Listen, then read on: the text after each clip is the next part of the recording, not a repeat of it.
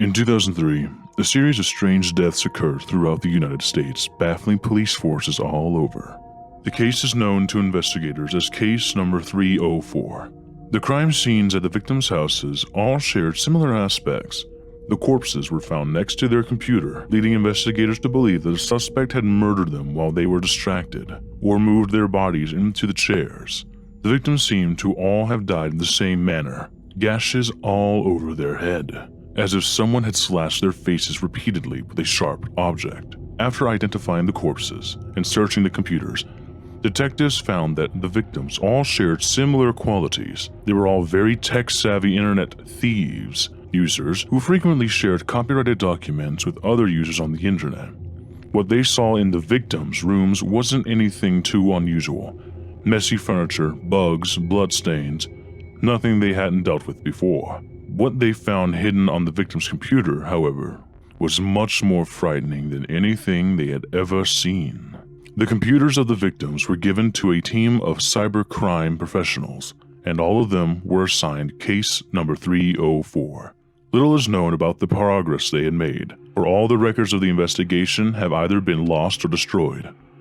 What we do know is that after 3 weeks of non-stop investigation, the team marked the case inconclusive. Shortly after ending the case, members of the team experienced symptoms of dyslexia, epilepsy, and narcolepsy. 2 members committed suicide during the investigation. 3 more did the same thing afterwards.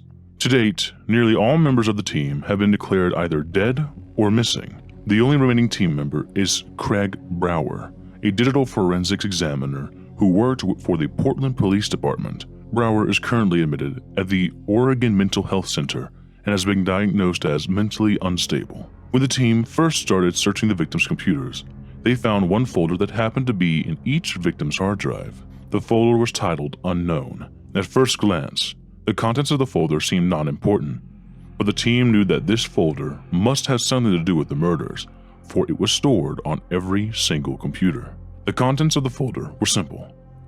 There was a text document, a video file, and several audio clips. Each team member was assigned a specific file to search for clues. The following is a description of these files. There were 5 audio clips. The first were titled by numbers 1 through 4. They were compilations of odd sounds stringed together with static, each about 30 seconds long, with about 10 seconds at the end of just white noise. The sounds played were distorted, reversed, and very choppy. Distinct screams could be heard among the static, as well as random piano chords, a mumbled voice, and glass breaking. The investigators found nothing of importance in these files.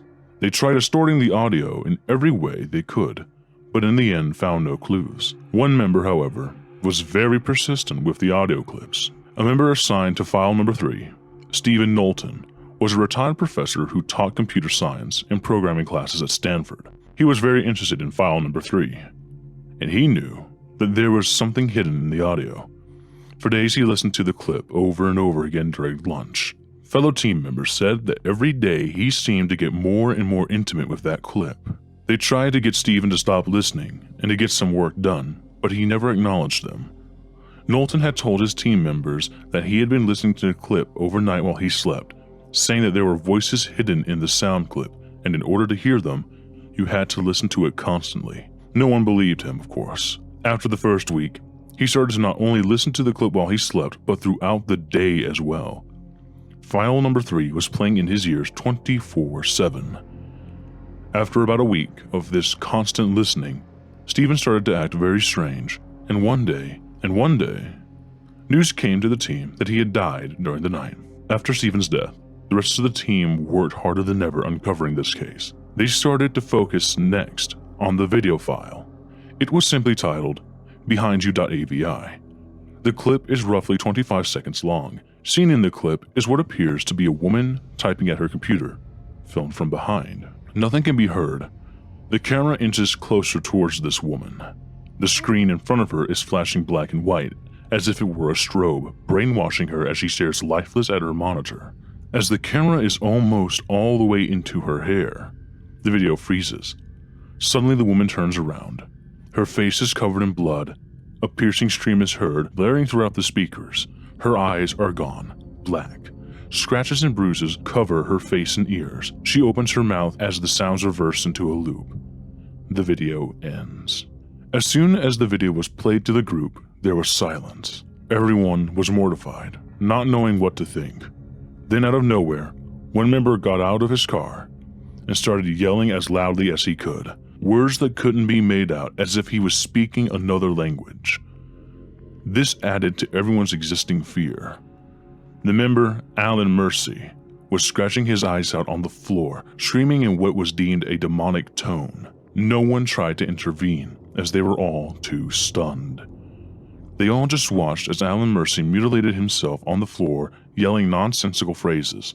They all watched as their friend was brainwashed into suicide.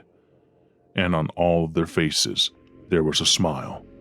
When the police interviewed each remaining team member, they each had the same reply as to what had happened. I don't remember. It was through the interrogation of the video that police discovered how Stephen Knowlton had actually died. It was after the first week that Stephen started showing very odd behavior. He became very secluded, not talking to anyone during the day. He lived alone in his apartment, so no one knows what his life was like at home. If anyone tried to talk to him, he would either ignore them completely or shout angrily at them. On one occasion, a team member tried to talk to Stephen and ask him why he was acting so strange. Steve lunged out at him, scratching his eyes and face. The team escorted Stephen to his home, drugging him heavily. The whole team was shocked by the event, but even more frightened by the news the next morning. Stephen Knowlton was found dead in his apartment. The corpse, sitting upright at his computer, was covered in gashes and scars. Police dismissed the case as suicide, but the whole team knew that Stephen's death was related to the previous murders. No one touched the audio files after that. No connection was made with the audio clips and video file. The text file was one of the last files to be examined by the group. At that point, most members had quit the team due to mental illness. Only 4 members remained, and they were all terrified of what laid in the text files and image files. Craig Brower was one of the remaining 4. Before opening the text file titled Gone.txt, Brower opted out. He eventually quit the team that day and never saw the context of Gone.txt. Brower went home to his family, still experiencing faint signs of depression. His family members reported him being very angry in his returning days home and said he wanted to be alone most of the time. On October 17, 2003, the 3 remaining members of the investigation team were all found dead in their office. The walls were riddled with blood, the computers were destroyed, and their corpses were mangled on top of each other. The tips of their fingers had all been worn away, their faces covered in gashes. To this day, investigators still don't know the context of the text, image, or final audio file. Since the original investigation in 2003, only 4 deaths have been affiliated with the files. The torrent containing the folder was apparently taken down from all major websites, but some traces remain behind. Police have stopped trying to get the files erased from the internet. For now, they just hope that they are long gone and forgotten.